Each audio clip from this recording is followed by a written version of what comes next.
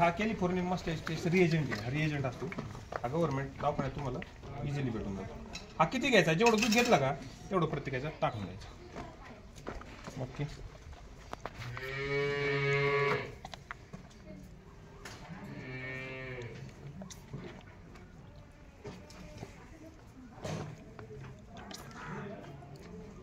Okay.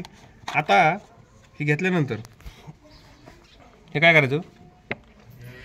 Shaking हलवून घ्यायचं. Okay.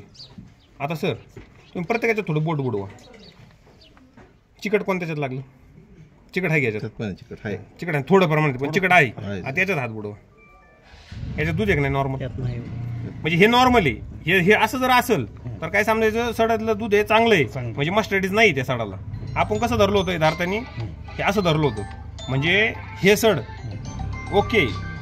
हे जे सड आहे याच्यात हे बघा शेप, हे बघा, हे बघा म्युकस टाईप, हे बघा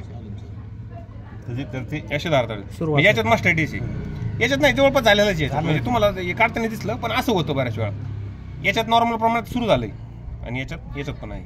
म्हणजे ह्या गाईला पूर्णपणे मस्टर्डीज हे झालं. आता हे बघा सागर, आता हे असं खाली टाकून बघायचं. हे बघा ही तार, हे मस्टॅटिस इन्फेक्टेड टीटचं दूध आहे. फक्त एकच सड या गाईचं आपल्याला चांगलं सापड. याच्यामध्ये काय करू शकतो आपण? आता मस्टॅटिस होतोय गायांना वारंवार तुमच्या गोठ्यांवर मस्टॅटिस होतोय. तर हे आपल्याला मस्टॅटिस आपल्याला टाळण्यासाठी दादा ते दे रे आपलं ते पिशवी. याला काय म्हणतो आपण? त्याला म्हणतो pre deep post deep cup म्हणतो. याला काय करायचं? या pre deep post deep cup मध्ये हा निर्जंतुकीकरणाचं एक द्रव्य आहे. हे द्रव्य याच्यात भरायचं. ही मेडिकलमध्ये इझिली 120 रुपयाला भेटतं. सह्याद्री कंपनीचं भेटतं. याच्यामध्ये हे पूर्ण वताची बाटली अर्धी, याला अर्धापर्यंत भरायचं 200 ml पर्यंत. जर अति घट्ट असेल तर याला काय करायचं? 100 ml पाणी ओतून 300 ml करायचं. ठीक आहे. हे केल्यानंतर याच्यात लिक्विड भरलंय आपण.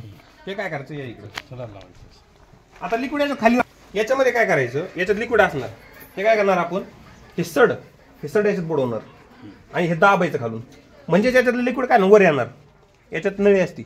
हे लिक्विड वर येणार, सड याच्यात बुडून येणार. हे परत असं काढायचं, परत दुसऱ्याला तसं दाबायचं.